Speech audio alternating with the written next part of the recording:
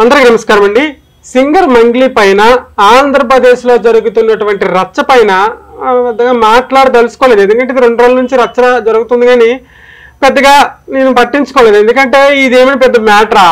రాష్ట్రంలో చాలా పెద్ద పెద్ద సమస్యలు ఉన్నాయి, చాలా పెద్ద పాయింట్లు ఉన్నాయి మనం మాట్లాడుకోవాల్సినవి. సో ఇది పెద్ద మ్యాటర్ అని నాకు అనిపించలేదు. కానీ ఈరోజు ఎందుకు మాట్లాడుతున్నానంటే, ఇది చిలికి చిలికి గాలివానలా మారే అవకాశాలు నాకు కనిపిస్తున్నాయి.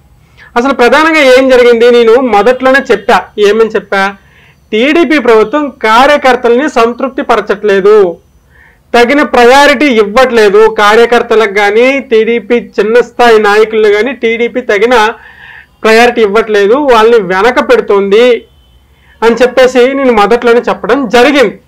అయితే ఇది కొంతవరకు వాస్తవం అయినప్పటికీ కూడా ఈ అంశంలో డిఫరెంట్గా ఉంది. ఈ అంశం నాకైతే అంత తప్పుగా అనిపించలేదు. అంటే రామ్మోహన్ నాయుడు గారు మంగ్లీతో ఫోటో దిగి సోషల్ మీడియాలో పోస్ట్ చేయడం నాకు పెద్దగా తప్పు అనిపించలేదు. సో ఇక్కడ జరిగిన విషయం ఏంటనేది నేను క్లియర్గా మీకు చెప్తా. అయితే మంగ్లీ గారు ఏంటి, మంచి ప్రముఖ సింగర్, ఆమె అంటే నాకు కూడా అభిమానమే. కానీ ఆమె వైఎస్ఆర్సీపీ పార్టీ మనిషి, జగనన్న మనిషి. అప్పట్లో వైఎస్ఆర్సీపీ పార్టీకి చాలా పాటలు పాడింది. అంతకు ముందు తెలుగుదేశం పార్టీకి కూడా పాటలు పాడింది. ఆ తర్వాత 19లో తెలుగుదేశం పార్టీ ఓడిపోయిన తర్వాత ఒక 2-3 పాటలు పాడమని చెప్తే ఆమె నిరాకరించింది. అందుకు నా ఫ్రెండ్ కూడా కాంటాక్ట్ అయ్యాడంట.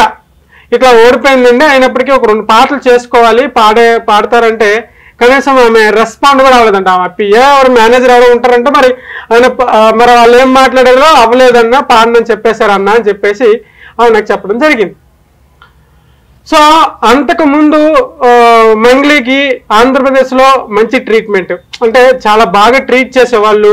ఆమెకి ఏ గుడి కావాలంటే ఆ గుడిలో షూటింగ్కి పర్మిషన్స్ ఇచ్చేవాళ్ళు.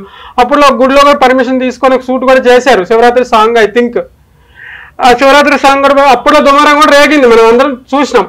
అయితే మరి అలాంటి మంగ్లీని ఇప్పుడు టీడీపీ పార్టీ దగ్గరుండి అరసవల్లిలో సూర్య దేవాలయానికి వెళ్ళి దగ్గరుండి స్పెషల్ దర్శనం చేయించి మరీ ఫోటోలు దిగి సోషల్ మీడియాలో అప్లోడ్ చేయాలా? ఇది టీడీపీ కార్యకర్తల మనోభావాలు దెబ్బతినవా?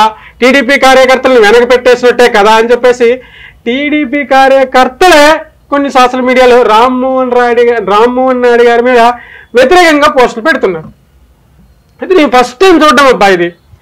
రామ్మోహన్ నాయుడు గారు అంటే చాలా మందికి అభిమానం, నాకు కూడా ఒక రకంగా అభిమానమే. మంచి వక్త, మంచి సబ్జెక్ట్ పరంగా నాకు చాలా ఇష్టం. ఆయన ఏ విషయం పైన మాట్లాడాలి అంటే దానిపైన పూర్తి అవగాహన తెచ్చుకొని దానిపైన గంటలు దాన్ని కూలంకుశంగా మాట్లాడే మనిషి ఆయన.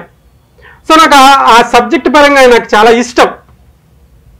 సో ఒక క్యాడర్ అంతా ఇష్టపడతారు. అంతేకాకుండా ప్రత్యేకంగా చంద్రబాబు నాయుడు గారు చాలా ఇష్టపడతారు రామ్మోహన్ నాయుడు గారిని. మరి అలాంటి వ్యక్తి పైన ఇలాంటి నెగిటివ్ కామెంట్స్, ఇలాంటి నెగిటివ్ పోస్టులు పడుతుంటే నాకు కూడా ఈ వీడియో చేద్దాం, ఒకసారి క్లారిటీ ఇద్దాం అనిపించింది. సో క్లారిటీ ఏంటంటే, రామ్మోహన్ నాయుడు గారు ఏం డైరెక్ట్గా రామ్మా నేను లోపలికి తీసుకెళ్తా, గుడికి తీసుకెళ్ళి అర్చన చేస్తా, నీకు స్పెషల్ దర్శనం ఇప్పిస్తా అనేం చెప్పుండ్రని నేను అనుకుంటున్నా. సూర్యదేవాలయము ఆ రోజేదో విశేషం ఏదో ఉందంట, రథసప్తమో ఏదో సంథింగ్ ఉంది. ఆ రోజు సూర్యుని దర్శించుకుంటే మంచిదని చెప్పేసి మంగ్లీ గారు అక్కడికి వెళ్ళారంట. వెళ్ళేటప్పుడు ఆ రోజు రథసప్తమి సంథింగ్, ఆ రోజు స్పెషల్ డేస్ కాబట్టి రామ్మోహన్ నాయుడు గారి ఫ్యామిలీ కూడా అక్కడికి వెళ్ళింది. అనుకోని సంఘటనలో వాళ్ళు కలిశారు. కలిసిన తర్వాత ఈమె ప్రముఖ గాయని, మంచి సెలబ్రిటీ. సో రామ్మోహన్ నాయుడు గారు రాజకీయ పరంగా సెలబ్రిటీ. సో ఇద్దరు కలిశారు. సరే రామ్మ దర్శనం చేస్తామని ఇద్దరు దర్శనం చేయించుకున్నాడు. బయటకు వచ్చి చేసుకున్నాం కదా, ఫోటో దిగుంటారు. ఫోటో దిగినాం కదని చెప్పి సోషల్ మీడియాలో పెట్టుంటారు. అంతకు మించి రామ్మోహన్ నాయుడు ఏమైనా కార్యకర్తనా, లేకుంటే రామ్మోహన్ నాయుడు గారు ఏమైనా చిన్న స్థాయి నాయకుడా?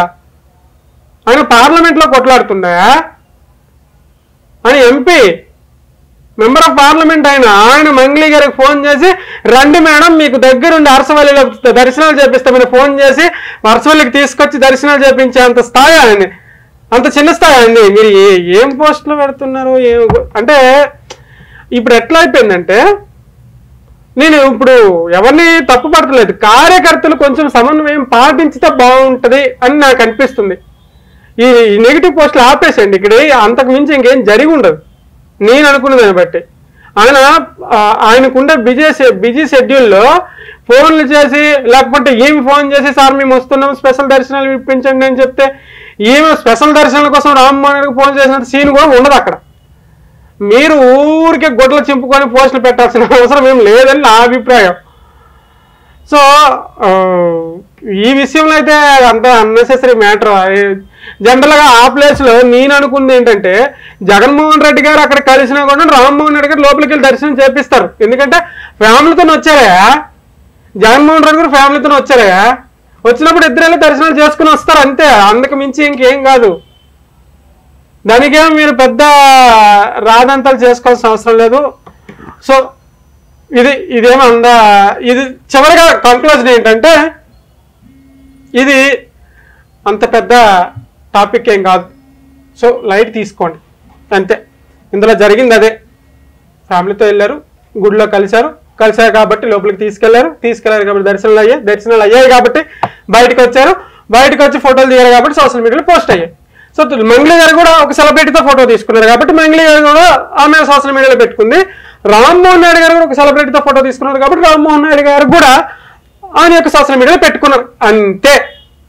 మ్యాటర్ అండ్ అర్థమైంది అనుకుంటా. Thank you.